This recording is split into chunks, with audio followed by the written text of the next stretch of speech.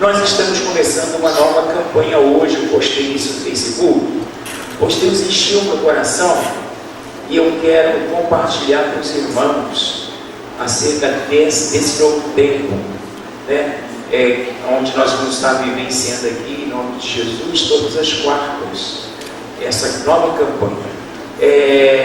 Segunda carta de Paulo aos Coríntios, capítulo 10,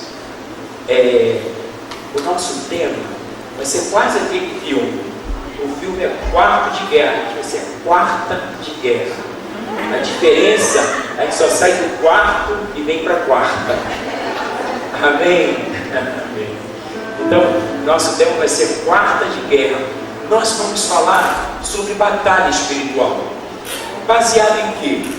Na sexta-feira, eu estava aqui na vigília, e quando cheguei durante o dia, uma sobrinha ligou para mim e disse que a minha tia estava internada no hospital da Aeronáutica, no Galeão, e ela estava simplesmente bem, e de repente ela foi ao banheiro e começou a sair dela placas de sangue.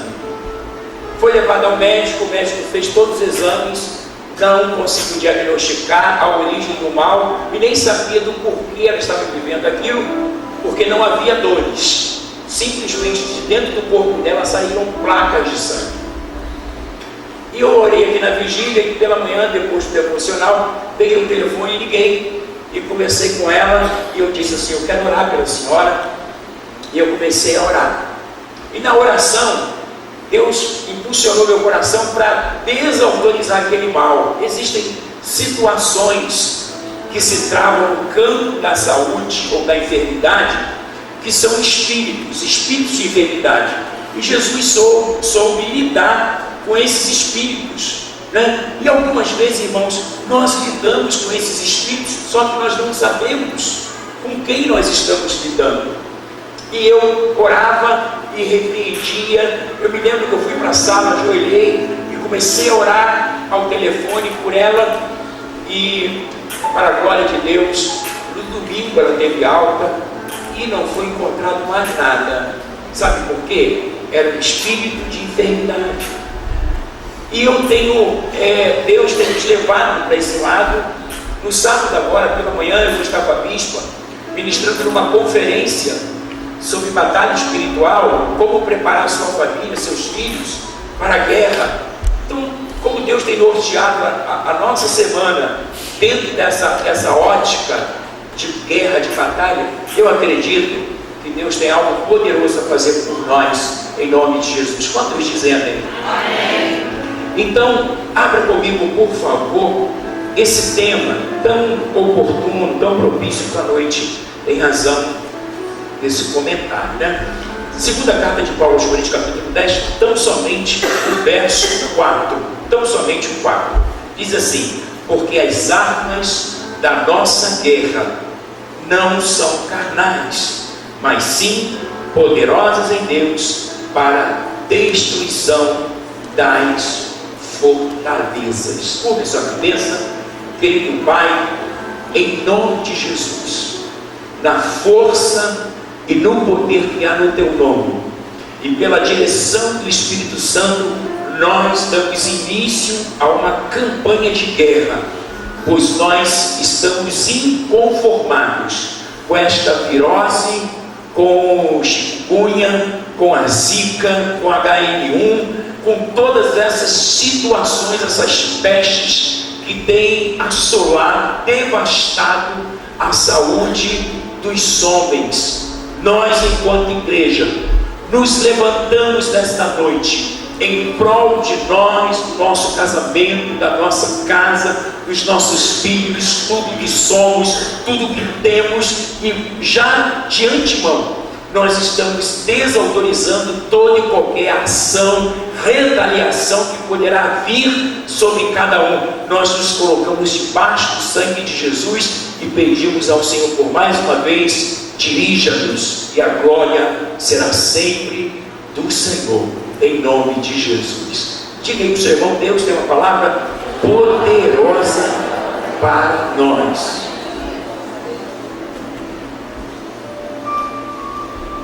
Amém. Eu fiquei surpreendido no domingo, eu consegui trazer uma palavra de 25 minutos e foi uma bênção. Então eu estou procurando me ficar mais cauteloso com o horário. Eu vou fazê-lo em nome de Jesus. Como a gente vai fracionar a mensagem em razão da campanha, a gente vai poder, aqui 20 minutos é o suficiente para a gente poder discorrer sobre isso. Mas entendamos uma coisa: o apóstolo Paulo, ele é uma pessoa bastante balizada, autoridade no campo de batalha espiritual, foi alguém que guerreou em todo o tempo. Ele conclui o seu chamado ministerial quando ele diz assim: combati um bom combate. O apóstolo Paulo era um homem que estava sempre em guerra, sempre. A sua vida era pautada nessa concepção. Ele entendia que muitas vezes, o mundo espiritual conspirava contra ele. E existem coisas que algumas vezes, nós achamos que não tem um cunho espiritual, quando tem. E a gente precisa resolver essa questão. Eu tenho falado exaustivamente sobre o patriarca Jó. Jó era um homem preventivo. Não necessariamente você tem que estar vivendo uma batalha, uma guerra, mas você pode se antecipar a ela. Diga para o seu irmão: você pode se antecipar às batalhas que poderão vir. O Jó, ele oferecia sacrifício por pecados, porque naquele tempo, no tempo patriarcal, os homens, eles recebiam perdão de Deus na proporção que eles faziam a entrega da oferta. O animal, o sangue do animal, ele tinha um entendimento que, uma vez sendo aspergido o sangue daquele animal sobre o altar, do holocausto, o pecado dos homens eram perdoados. Hoje nós não o fazemos mais, porque o sangue de Jesus nos purifica de todo pecado. A oferta que Jesus fez foi única e eficaz, e além de ser eficaz, ela é eterna. Mas Jó, ele se antecipava. Quem sabe que os meus filhos pecaram? Quem sabe alguém cometeu algum deslize? Quem sabe os meus filhos não estejam vivendo na plenitude da presença de Deus? Então ele se antecipava ao mal, oferecia sacrifício pelo pecado que porventura. Então Jó era um homem precavido. Pois bem, o apóstolo Paulo, no verso 4, ele diz: pois as armas das nossas guerras não são carnais, mas sim poderosas em Deus para a destruição de fortalezas. E Deus ministrava tremendamente essas coisas no meu coração, sobre algumas estratégias de guerra que nós devemos defender aqui nesta noite. A primeira estratégia de guerra é a seguinte: não guerreie com a sua mente. Diga para o seu irmão: não guerreie com a sua mente. Porque se a gente não souber lidar com algumas guerras, com algumas batalhas que são travadas na nossa mente, se a gente não conseguir lidar, a gente é vendido, a gente é conduzido, e algumas pessoas até se desviam em razão dessas questões. Só para a gente poder ter um fundamento bíblico, bota aí em 2 Coríntios 12, de 1 ao 10. Eu estou falando do apóstolo Paulo. Ele diz assim: é necessário gloriar-me, embora não convenha, mas passarei a visão e a revelação do Senhor. Conheço um homem em Cristo que há 14 anos, se no corpo não sei, se fora do corpo também não sei, Deus sabe, foi arrebatado ao terceiro céu. Sim, conheço o tal homem, se no corpo ou fora dele não sei, mas Deus o sabe, que foi arrebatado ao paraíso e ouviu palavras inefáveis, as quais não é lícito ao homem referir. Desse tal me gloriarei, mas de mim mesmo não me gloriarei senão nas minhas fraquezas. Pois se quiser gloriar-me, não serei insensato, porque direi a verdade. E para que não me exaltasse demais pela excelência das revelações, foi-me dado um espinho na carne, a saber, um mensageiro de Satanás, para me esbofetear, a fim de que eu não me exalte demais. acerca do qual 3 vezes orei ao Senhor que o afastasse de mim.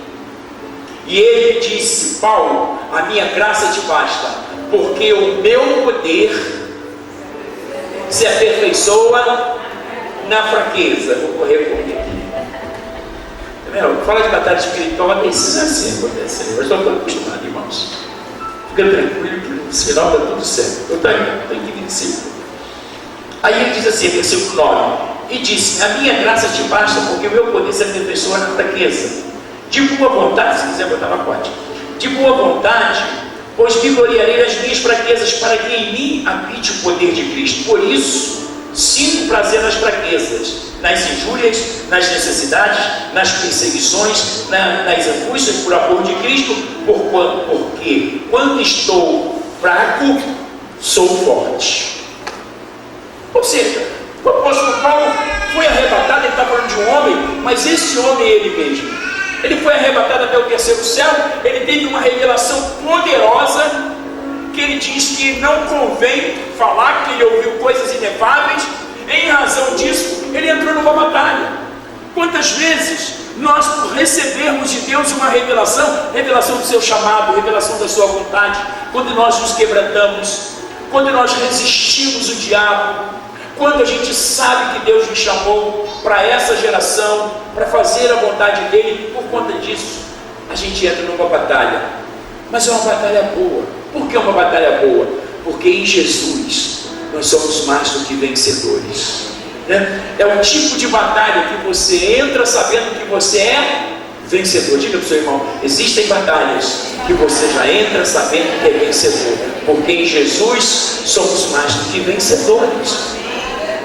Por conta dessa revelação, Paulo começou a ter uma guerra internalizada, em razão da grandeza daquilo que foi lhe revelado. E com certeza o diabo quis trazer uma confusão na mente de Paulo. E Paulo termina o verso 10, se você puder botar o 10, ele diz assim, no final: quando penso que estou fraco, sou forte. Ou seja, Paulo percebeu que ele estava com uma batalha gravada na mente. E a gente precisa cuidar da mente. A gente muitas das vezes negocia na mente. A gente lida com a família em razão da mente. E às vezes, irmãos, a gente se acha tão capacitado, mentalmente falando, ou na maneira de querer conduzir a família dentro desse conhecimento, né? Seja em razão da experiência, seja em razão do conhecimento, seja em razão de tantas coisas que nós de repente somos possuidores, em razão do tempo, ou em razão do nosso trabalho, que às vezes o mundo espiritual tenta nos enganar. Ora, o mundo espiritual diz assim: você é fraco, você não vai conseguir chegar a lugar nenhum. E às vezes essas coisas ninguém sabe, mas você e Deus sabem, ou nós sabemos.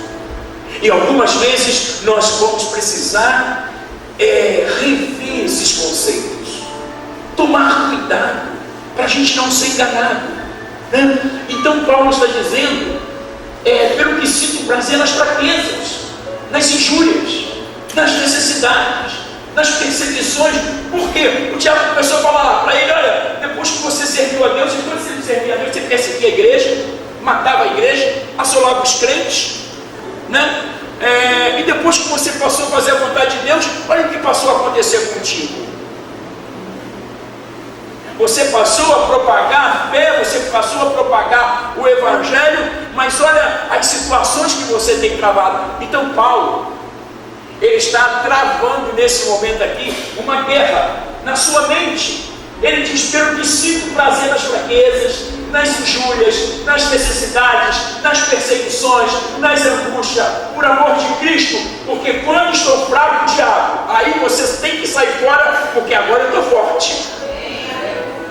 Porque às vezes, irmãos, a gente, se não cuidar, a gente se garante muito, né? Ora na experiência, ora numa situação já vivida, e às vezes a gente involuntariamente ou impensadamente, a gente não busca de Deus a direção para sair daquela situação. Então diga para o seu irmão: não guerreie com a mente, pois você pode travar uma guerra na sua mente. O negócio está ficando complicado, você tem que dizer como Paulo: posso todas as coisas naquele que me fortalece. Eu tenho a mente de Cristo. Quando penso que estou fraco, estou forte. Sempre nesse momento é importante a gente guerrear dessa forma. Diga também para o seu irmão: não guerreie com o seu conhecimento. Provérbios 3,5. Põe lá Provérbios 3,5. Não guerreie com o seu conhecimento. Provérbios 3,5. Confia no Senhor de todo o teu coração e não te estribes no teu próprio entendimento. Uma vez eu fui orar para uma pessoa e disse assim: meu irmão, você quer que eu ore por isso? Não, pastor, isso aqui eu já domino. Isso aqui é café pequeno, café com leite. Meu irmão, uma oração: não, meu pastor, isso aí, meu pastor, olha, eu estou acostumado, é minha área. Meu irmão, deu tudo errado. Ei, volta para o Senhor. Senhor, o meu entendimento é esse, mas o que tu dizes? Senhor, eu não quero ser refém do meu próprio entendimento. Eu quero ter entendimento sim, mas eu quero submeter a Deus sempre. Porque se algumas vezes o mundo espiritual entender que a gente tem vida própria, ou que a gente vai fazer ou resolver as coisas dentro do entendimento que a gente tem, às vezes a gente não é bem sucedido. Eu, a minha vida toda, eu trabalhei na área comercial, fui gerente, fui supervisor de empresas, e quando eu vou comprar alguma coisa, eu falo para a Marine, que a gente brinca lá em casa. Eu li um livro, o Vendedor Pitbull. Vendedor Pitbull. Quando a Marine disse: pai, vai negociar para mim? Aí ela disse: vou chamar o meu Vendedor Pitbull, porque ele nessa área comercial. Mas só que tem, se a gente não cuidar, a gente fica muito confiado nisso, né? Eu pego um Vendedor Pitbull e falo assim: ó, fica aí na coleira e vou para o joelho de Deus. Bota o melhor vendedor, o melhor plano, a melhor taxa, Senhor, tem misericórdia de mim, vai na minha frente, né? Aí o que acontece? Eu sou atendido pelo vendedor, não um pitbull talvez, mas alguém que Deus colocou, consigo negociar e eu vejo a mão de Deus agindo. Sabe por quê, irmãos? Nós somos profundamente dependentes do Senhor. Somos profundamente dependentes do Senhor. Satanás um dia, ele quis tentar Jesus dentro da área do conhecimento. Ele disse: se tu és o Filho de Deus, manda que essa pedra se transforme em pão. Jesus sabia que ele era Deus, sabia. Mas Jesus respondeu para ele: olha, você não vai usar o entendimento para mexer na minha estrutura humana, mas eu vou te responder na mesma proporção. Nem só de pão viverá o homem. O meu entendimento, ele não é autossuficiente. Ele é profundamente dependente dessa palavra. O diabo conhece profundamente a palavra. Ele foi ter com Jesus usando o que? A palavra, para tentar levar Jesus a um processo, né? Enfim, eu quero correr. Não guerreie com a sua carne. Diga para o seu irmão: não guerreie na carne. Jeremias 17,5. Não guerreie na carne. Vamos lá, Gabi, põe aí para mim. Assim diz o Senhor: maldito o varão que confia no homem e faz da carne o seu braço e aparta o seu coração do Senhor, né? É uma ilustração categórica. Aconteceu com Golias. A força de Golias estava onde? Na força do seu braço, né? Então Golias, ele foi para uma guerra, mas a gente tem falado que quando se levantam Golias, Deus unge o Davi. Diga ao seu irmão, você é o Davi que Deus está te ungindo, porque se há uma quarta de guerra, é porque o gigante já existe, e Deus vai te ungir diante desse gigante nesta noite, para que você seja mais do que vencedor.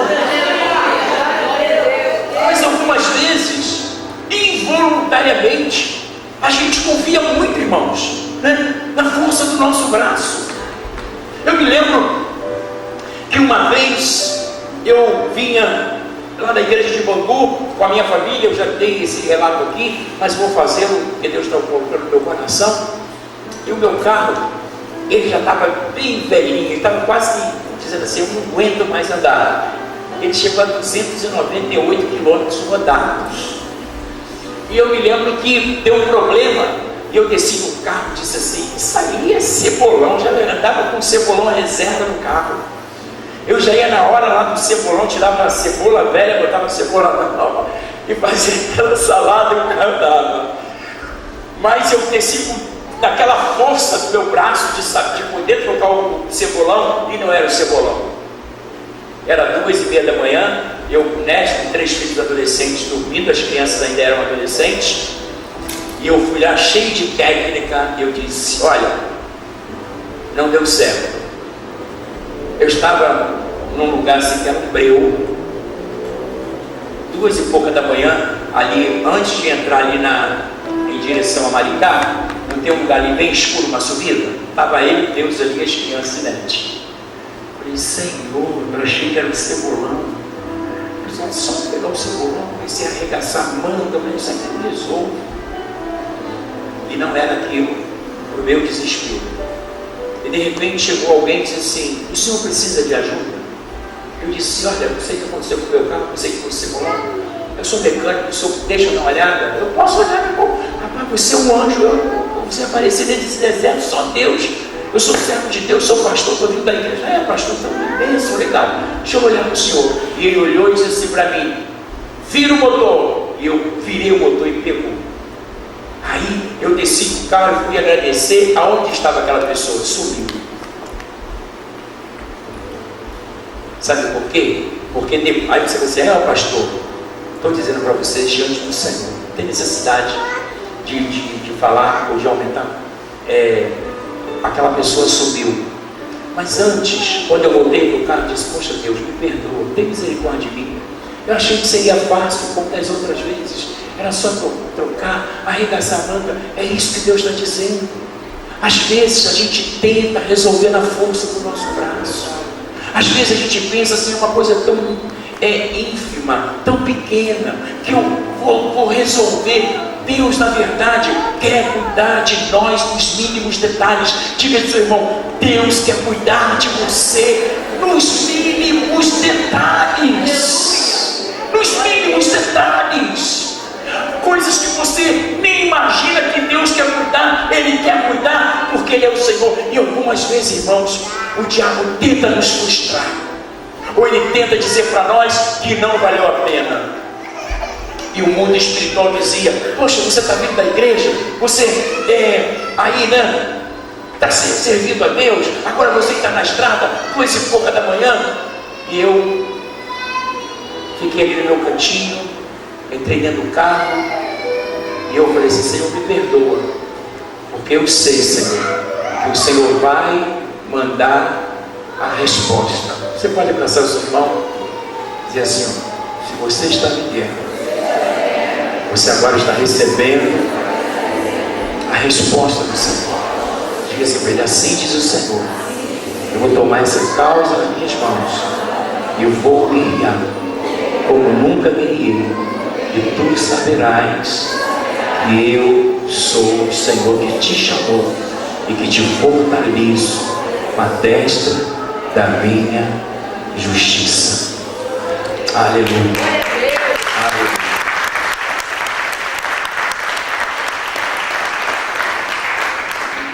Não guerreie com o coração. Jeremias 17:9. Põe aí, Jeremias 17:9.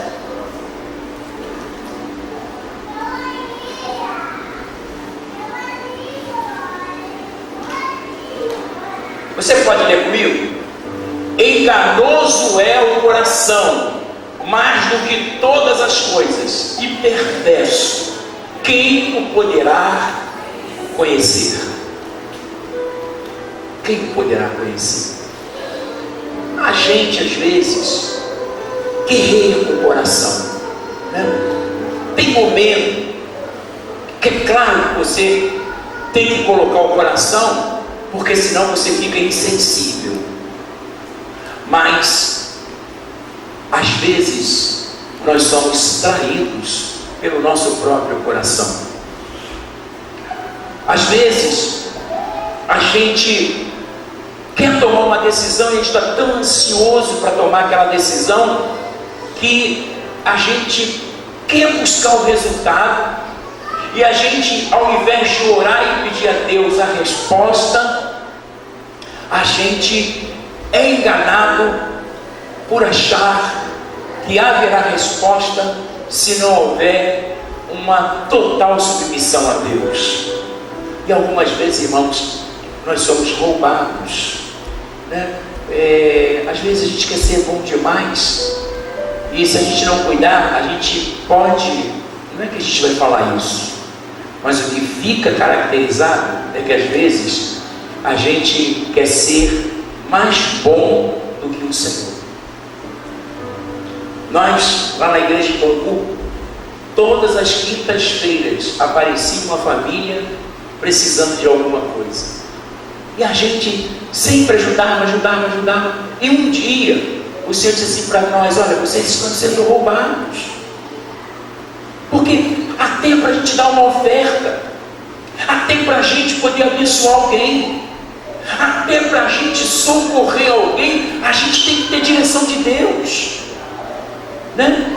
Senhor, eu quero ajudar as pessoas, mas antes de ajudá-las, eu quero que o Senhor me dirija. Diga para o seu irmão: antes de ajudar qualquer pessoa, você também precisa pedir direção a Deus, porque de repente um ato de bondade sua pode se transformar numa grande batalha espiritual. E você vai dizer assim: mas eu só queria fazer o bem, em quem confiar? Aí o que acontece? Você começa a ficar frustrado, e daqui a pouco você é levado por uma insensibilidade e você generaliza.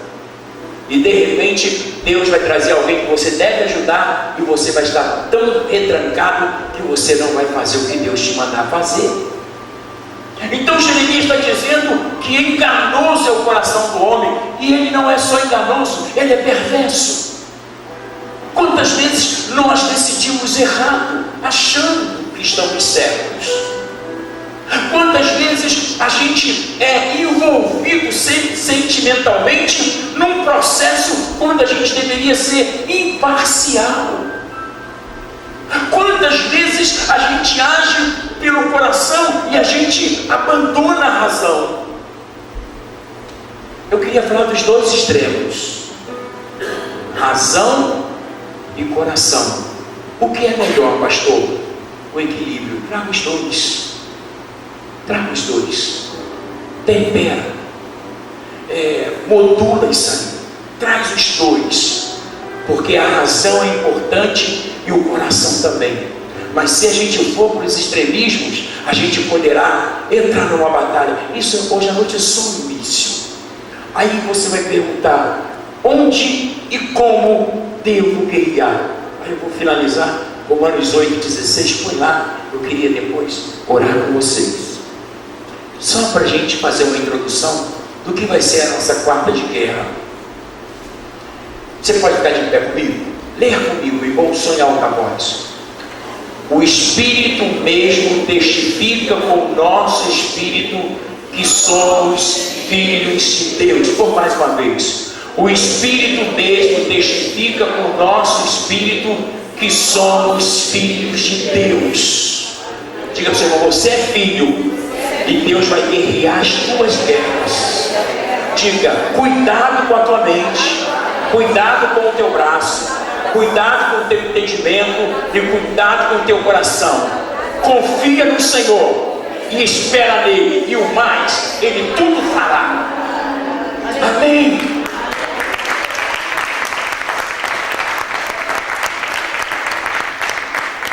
O coração é uma vertente, o entendimento é uma vertente, o nosso braço é uma vertente, mas não é tudo. A gente sempre precisa voltar para Deus. Diga, voltar para Deus. Por mais que eu me sinta forte, firme naquilo que eu quero fazer, Deus quer ser co-participante na minha vida. Ele quer participar nos mínimos detalhes. Ele quer me fortalecer para que o diabo não me pegue nas pequenas coisas. Eu quero receber o favor de Deus em nome de Jesus. Põe a mão sobre a tua cabeça. Eu quero orar, porque algumas vezes a gente fica tão frustrado, tão decepcionado, tão desiludido, que são situações que o mundo espiritual usa para trazer uma cauterização. Você passa a não confiar mais em ninguém, você passa a desconfiar de tudo, de todos, e não é isso que Deus quer que você faça. Você precisa ouvir em bom som e alta voz que o Espírito Santo mora em você. Deus mora em você. Não é na força do seu braço, não é estribado no teu conhecimento, não é se permitindo ser alcançado na mente, mas que você possa a cada dia auto-ministrar-se. Eu sou filho, diga comigo, eu sou filho de Deus, diga comigo, em todas as minhas guerras, eu sou filho de Deus, diga comigo, diante de todas as guerras, eu sou filho de Deus. Nas armadilhas do mundo espiritual, eu sou filho de Deus. Nas portas do inferno que se trancam contra mim, eu derrubarei cada uma delas, porque eu sou filho de Deus. Eu estou no braço do Pai, e nessa guerra eu hei de vencer, porque eu estou celebrando nesta noite a vitória que há no nome de Jesus. Diga, a vitória no nome de Jesus, porque a vitória pertence a Jesus, e eu, como corpo de Jesus, eu fui chamado para vencer. E nesta noite, põe a mão na sua cabeça e diga assim: eu estou desautorizando toda e qualquer influência do mundo espiritual. Eu estou desautorizando da minha mente, do meu coração, da minha vida, toda e qualquer influência do mundo espiritual. Eu aprendi a viver a chamada de Deus. Eu aprendi a não questionar o que Deus faz, porque o que Deus faz sempre será o melhor. Ele é o meu Pai, e eu libero a minha mente tão somente para confiar. Eu libero a minha mente tão somente para crer, porque nesta noite eu vou trazer sobre mim aquilo que me dá esperança. Deus vai guerrear, e a minha vida, o meu casamento, os meus filhos, a minha casa, o meu emprego, da onde eu consigo extrair o meu sustento, serão preservados, porque eu sou filho de Deus. Eu estou fechando toda e qualquer ação, eu estou desautorizando toda e qualquer enfermidade, espírito de enfermidade, espírito de roubo, gafanhoto migrador, gafanhoto devorador. Eu estou desautorizando o reino das trevas contra a minha casa, em nome de Jesus. Eu estou recebendo uma autoridade específica para andar em vitória, pois a Bíblia diz que eu sou mais do que vencedor. Eu quero declarar que eu sou o que a Bíblia diz que eu sou, e eu posso aquilo que a Bíblia diz que eu posso, e a Bíblia diz que eu posso todas as coisas em Jesus que me fortalece.